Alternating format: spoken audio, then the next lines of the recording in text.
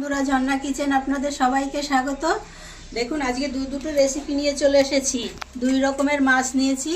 দুই রকমের মাছের আজকে রেসিপি আপনাদের সাথে শেয়ার করব। এইটা হচ্ছে বাটা মাছ আর এইটা হচ্ছে কাচকি মাছ।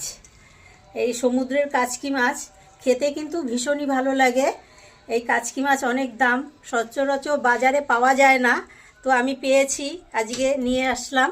দেখুন কত সুন্দর দেখতে, একদম ছোট ছোট কাচকি। এই কাচকি মাছের চচ্চড়ি বানাবো আর বানাবো বাটা মাছের ঝাল। কাচকি মাছের ঝালের জন্য কি কি উপকরণ লাগবে সেটাই আজকে আপনাদেরকে দেখিয়ে দিচ্ছি। দেখুন, প্রথমে নিয়েছি বেগুন, একদম সরু সরু করে বেগুনগুলো কেটে নিয়েছি কাচকি মাছের জন্য। নিয়েছি একটা ছোট সাইজের আলু, একদম সরু সরু করে কেটে নিয়েছি। নিয়েছি পেঁয়াজ কুচি, একটা মিডিয়াম সাইজের পেঁয়াজ আছে, আর নিয়েছি টমেটো, কাঁচা লঙ্কা আর অল্প একটু আদা, আর আছে এখানে ধনেপাতা। এবার ভিডিওটা শুরু করি, চলুন। তো কাচকি মাছ প্রথমেই রান্না করে নেব, তার জন্য এখানে সবটা কাচকি মাছ দিয়ে দিলাম।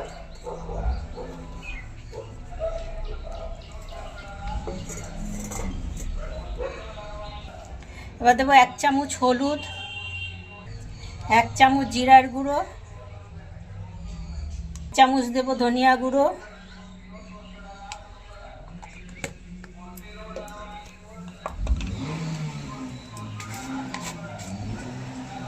1 চামচ দেবো লাল লঙ্কার গুঁড়ো ঝালের জন্য।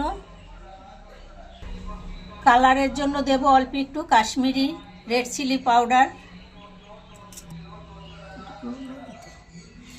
এবার স্বাদ মতো দেবো লবণ, 2 চামচ দেবো তেল।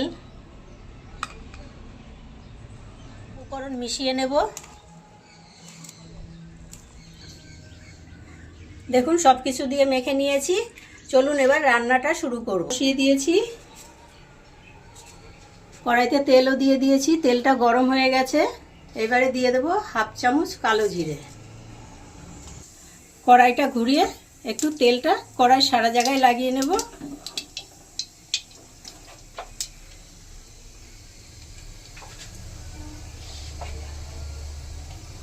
এবার মাছগুলো দিয়ে দেবো।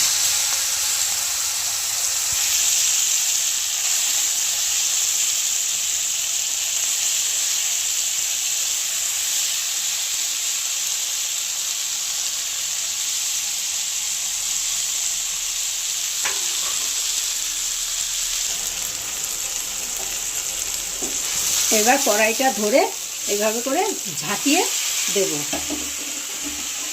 নাড়বো না, নাড়লে সব কাচকি মাছগুলো ভেঙে যাবে।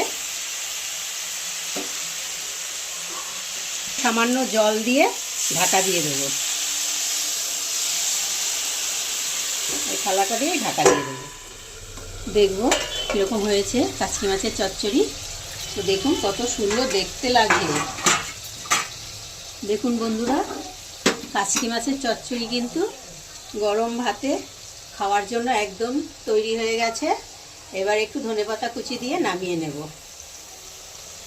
একদম কম সময়ের মধ্যে কিন্তু হয়ে যায়, বেশি সময়ও লাগে না, আর খেতে দারুণ লাগে গরম ভাতের সাথে।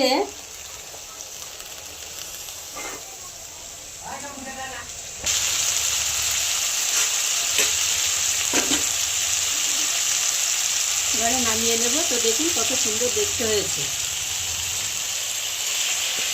কাচকি মাছ হয়ে গেল, এবার বাটা মাছটা রান্না করে নেব।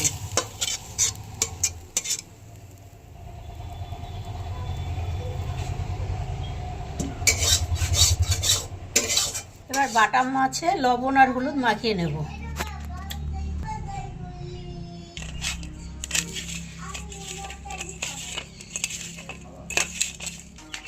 বাটা মাছ রান্না করার জন্য একটা মশলা বানিয়ে নেব।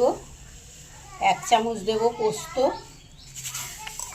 1 চামচ দেব সর্ষে, এবারে 1 মুঠো ধনেপাতা নিয়েছি, ধনেপাতাটা দিয়ে দেব, দিয়ে ভালো করে বেটে নেব।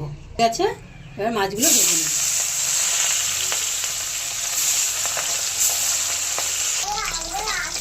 মাছ ভাজা হয়ে গেছে, এবারে তুলে নেব।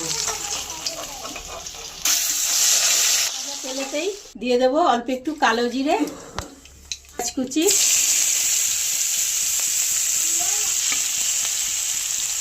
ভাজা হয়ে গেছে। এবারে দেব হলুদ, মশলা অল্পই লাগবে, অল্প সামান্য জিরের গুঁড়ো, সামান্য ধনে গুঁড়ো, লবণ। এবারে সর্ষে, পোস্ত আর ধনে পাতা বাটা একসাথে দিয়ে দেবো। দেবো লঙ্কা,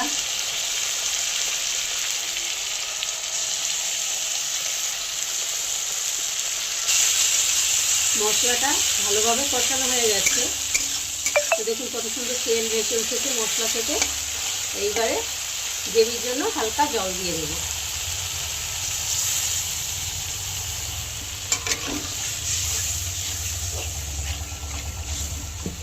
গ্রেভিটা ফুটে উঠেছে, এবার মাছগুলো দিয়ে দেবো।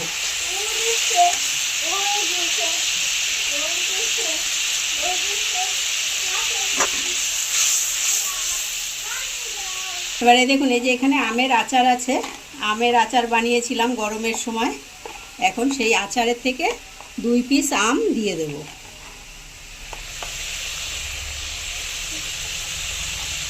টক টক লাগবে আর খেতেও খুব ভালো লাগবে, একটা আচারেরও ফ্লেভার পাবেন।